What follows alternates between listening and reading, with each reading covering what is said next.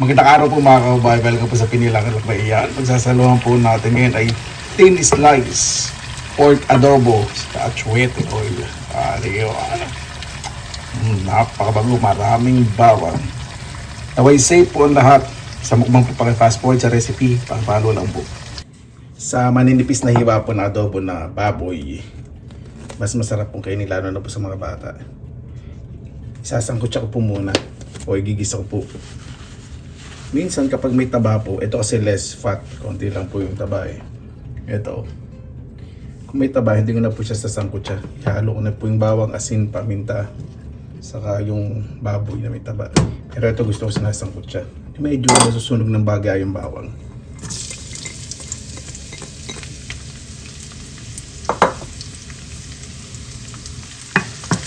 Golden brown lang po natin yan na medyo sunog ng bagya.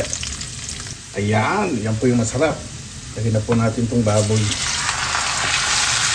Gisa po natin mabuti sa bawang. Ito, hindi po natin tatakpan po ito. Kasi gusto ko sa baboy, medyo may kunat ng bagya. Kapag tinatakpan po, di ba medyo malabo. Ito gusto ko may kunat. Lagyan po tayo ng konting asin para mas mag-release ng liquid. Lagyan na po tayo ng paminta para mas malasa.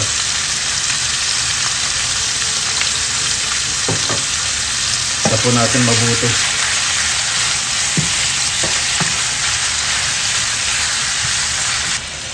Lalagyan na po ako ng toyo. Ito ordinaryong toyo muna. Konti-kontian lang po muna paglalagay kasi ba may umahalat, diba? Lagyan po ako ng dark soy sauce.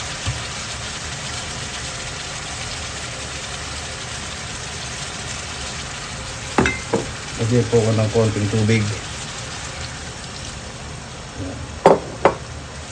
Lagyan po natin mabuti at lagay lang po natin sa medium high heat. Yan! Pag kulong-kulo na po at medyo natutuyuan, lagyan na po tayo ng suka. Huwag po din yung haluin ha pag maglalagay po kayo ng suka. Lagyan na rin ng konting leche. Kaya dyan lang pong kuluan na kuluan. Kapag lumalapot-lapot na po, lalagyan na po ako ng hot sweaty oil. Kaya bakit di mo ginamit kanina sweaty oil sa pigisa? Pwede rin po. Gusto ko po kasi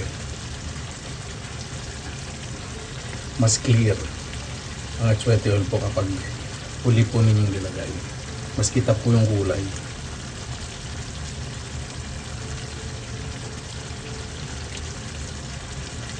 Ayan, ano po yun? Ayan po natin ang dahan-dahan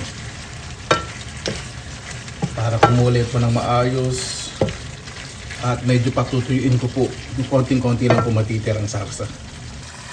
Ayan po mga kabayan, natuyo na po. Yeah, gusto nyo masunog-sunog,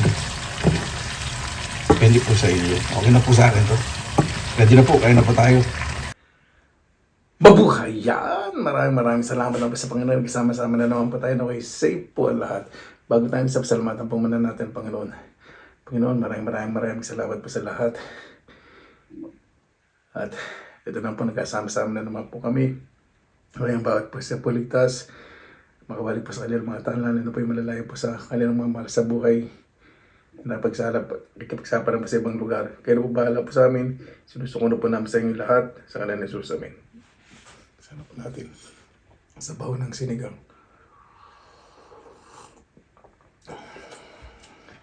Yan po kapag nagluto ng sinigang. 1 month supply. Excuse me. Sa adobo po talaga. Ayoko na may sibuyas. Gusto po bawang lang. Yung pinag-adobohan sa kawali, kinamas ko ng kanin. Pwede po tayong kamatis sa pipino.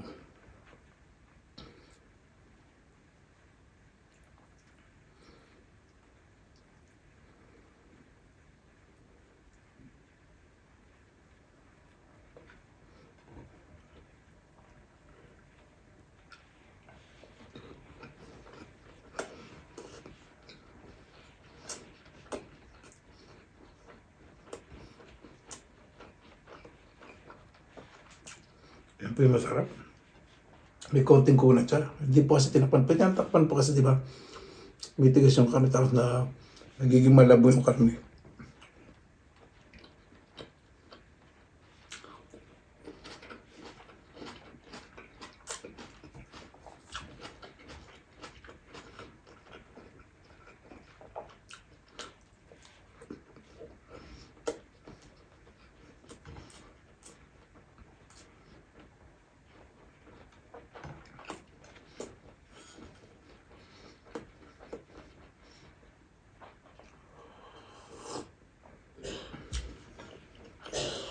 Kawawa naman yung neighbor ko. Yung minus 3 or 4 lang po yata. Yung mga bata na po yan.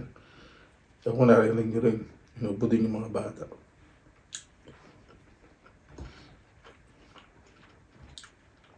Pero yan, galaw. Yan po narinig po ninyo.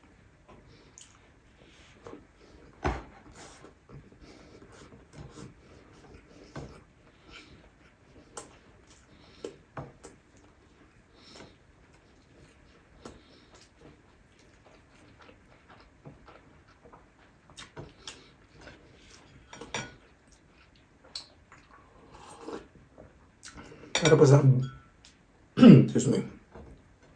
Best partner po ito, adobo sa kasabaw ng singling. Nakasabaw lang.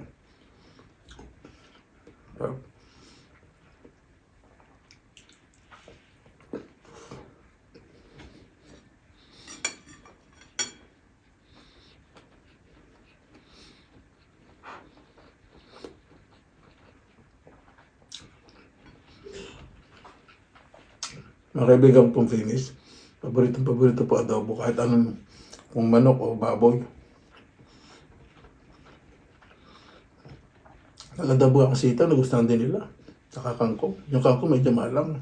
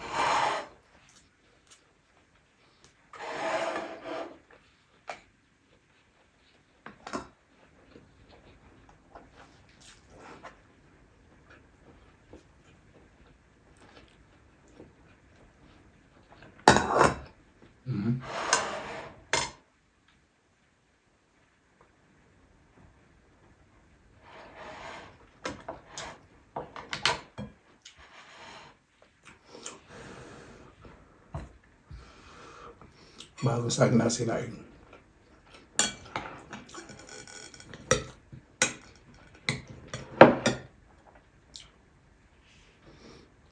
Alam din po niyo, masarap sa adobo sa actuate oil. Puso ng manok sa atay. Sarap po yun.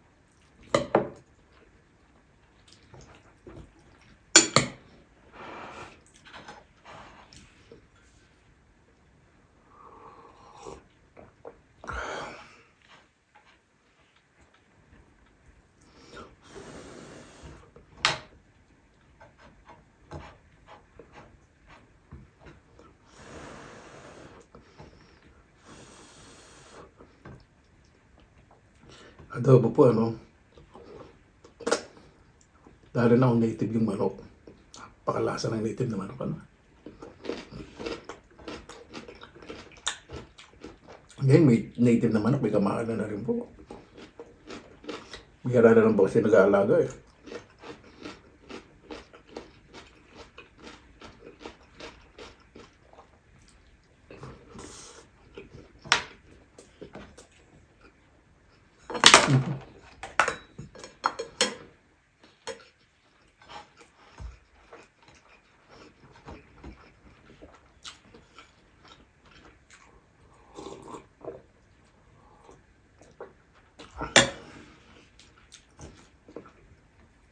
Sarap po yung ganyang adobo.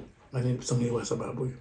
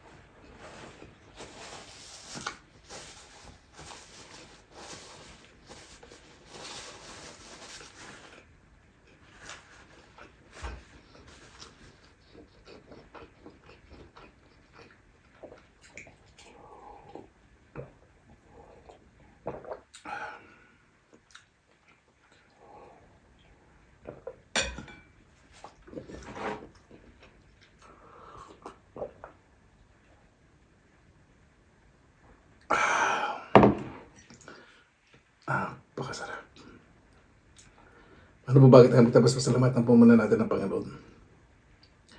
Panginoon, maraming salamat sa pagbayang po sa amin sa araw ito na naway ang bakit sa puligtas. Ano po yung may pinagdadaan na problema, mga sakit ay gumaling po Panginoon. Kayo na pong bahala po sa amin. Isinusuko na po namin sa inyo lahat sa kanila na Jesus. Amen. Paano po? Maraming salamat na po sa inyong oras na nila sa pinilakalakbay. Basta lagi po tayong positive vibes, good vibes. God bless ngayon po lagi mga araw. Laban!